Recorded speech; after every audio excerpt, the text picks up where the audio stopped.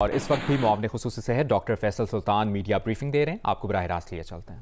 24 گھنٹوں میں نہ صرف کہ یہ کیسز ڈسکور ہو رہے ہیں بلکہ ساتھ ساتھ اس کا جو اثر اور دباؤ ہے ہمارے ہیلتھ کیئر سسٹم پہ وہ بھی نظر آ رہا ہے، خاص طور پہ بڑے اور گنجان آباد شہروں میں.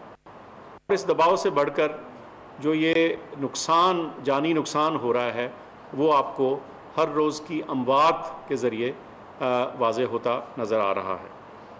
اس صورتحال میں ہمیں کیا کرنا ہے؟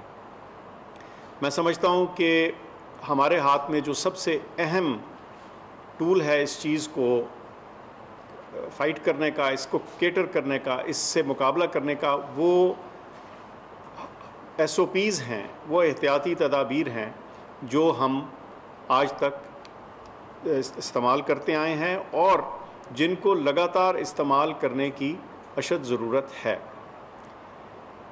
ان میں کیا چیزیں شامل ہیں؟ ماسک کا استعمال، تھوڑا فاصلہ 6 فٹ کے قریب، گنجان آباد یا گنجان جگہوں میں نہ جانا، ہواداری اور وینٹیلیشن کا خصوصی خیال رکھنا، ہاتھوں کو صاف رکھنا. اور یہ وہ احتیاطی تدابیر ہیں جن کو اپنانے سے ہم اس وبا کے پھیلاؤ میں واضح فرق ڈال سکتے ہیں.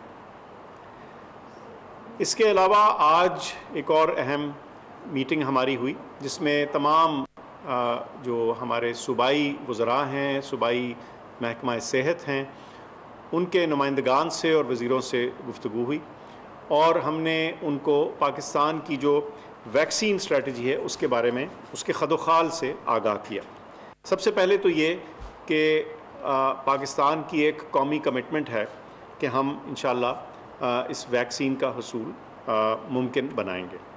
اس سلسلے میں ایک قومی ایفرٹ، ایک محنت چل رہی ہے اور جس میں تمام ہمارے جو صوبے ہیں اور ہمارے اہم ادارے جو ہیں جو اس کو کامیاب بنانے میں مددگار ہوں گے، ان سب کو اس میں شامل کیا گیا ہے اس طریقہ کار اور اسٹریٹجی میں. اور یہی تمام ڈیٹیل جو ہے وہ ہمارے پروونشل ہیلتھ منسٹرز اور ڈپارٹمنٹس کے ساتھ شیئر کی گئی.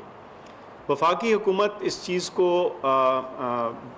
واضح طور پہ انشاءاللہ ممکن بنائے گی کہ جو ویکسین ہے پاکستان میں اویلیبل ہو اور وہ ایسی ہو جو نہ صرف کہ سیف ہو، یعنی اس کے کوئی سائیڈ ایفیکٹس نہ ہو، بلکہ وہ ایفیکیشس ہو، یعنی کارآمد اور مؤثر ہو. اس میں اس کو ممکن بنانے کے لیے جو ہمیں انفارمیشن ٹیکنالوجی کا استعمال کرنا ہے، جو ہمارے موجودہ امیونائزیشن کا سسٹم ہے جس کو EPI بولتے ہیں، اور دیگر جو سپلائی چین میں ہم نے ساری چیزیں دیکھنی ہیں، اس چیز کو ممکن بنانے کے لیے ان سب کو تیار کیا جا چکا ہے اور کچھ دیگر تیاری بھی ہو رہی ہے. میں سمجھتا ہوں کہ انشاءاللہ اس ایفرٹ کے ذریعے، اس محنت کے ذریعے ہم آپ کو جلد بتانے کے قابل ہوں گے کہ کون سی ویکسینز پاکستان میں اویلیبل ہوں گی اور کس ٹائم میں، یعنی کب.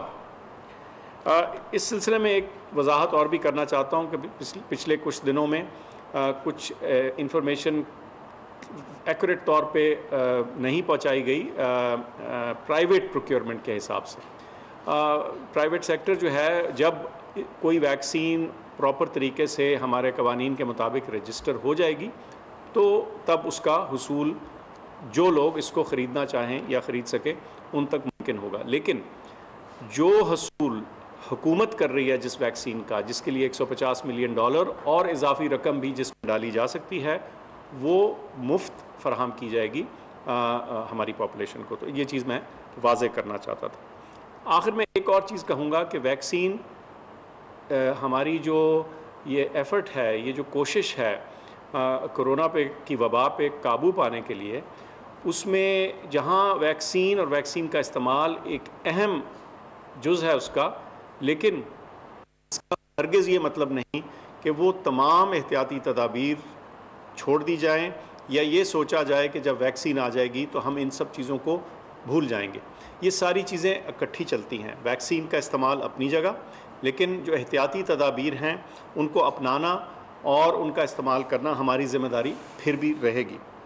آخر میں آگے کرسمس آ رہی ہے تو میں पाकिस्तान की मसीही बरादरी से फिर से अपील करूँगा कि जैसे गुज़श्ता त्यौहार जैसे ईद गुज़री या दूसरे थे, उसमें भी हमने अपील की थी कि जो एहतियाती तदाबीर अडॉप्ट की जाएँ वो वही होनी चाहिए और उनका वही अंदाज़ होना चाहिए जैसे किसी भी और त्यौहार में होता है। उसके बारे में लिखी हुई और तफसीली जो गाइडलाइंस हैं वो इशू की जा चुकी हैं ताकि उनकी रहनुमाई, हमारी मसीह बरादरी की रहनुमाई हो सके अपनी क्रिसमस को अच्छे तरीके से मनाने की और साथ साथ अपने आप को और सारे मुल्क को सेफ रखने की। आपकी तवज्जो का बहुत शुक्रिया। इस्लामाबाद में मुआविन खुसूसी सेहत डॉक्टर फैसल सुल्तान मीडिया ब्रीफिंग दे रहे थे।